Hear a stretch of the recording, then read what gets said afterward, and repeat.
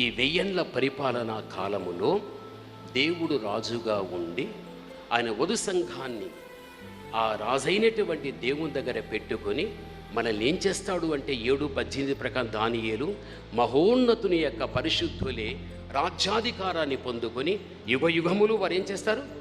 పాలిస్తారు. ఆ మహోన్నతుని యొక్క రాజ్యమే నీతి రాజ్యం. అది 1000 పరిపాలనా కాలం.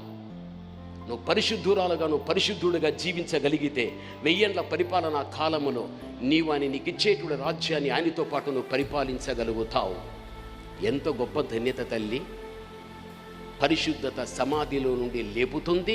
పరిశుద్ధత మట్టి శరీరాన్ని మహిమ శరీరంగా చేస్తుంది. పరిశుద్ధత వచ్చిన క్రీస్తుతో కలిసి పరలోకానికి పోరిస్తుంది. ఆ పరిశుద్ధత క్రీస్తుని చూడడానికి, ఆ పరిశుద్ధత నిత్య జీవాన్ని ఇవ్వటానికి, ఆ పరిశుద్ధతే మహోన్నతుని యొక్క రాజ్యములో నీవు ఒక యువరాజుగా యువరాణివిగా నీ ఉండి ఆయనతో పాటు రాజ్యం చేయగలుగుతావు.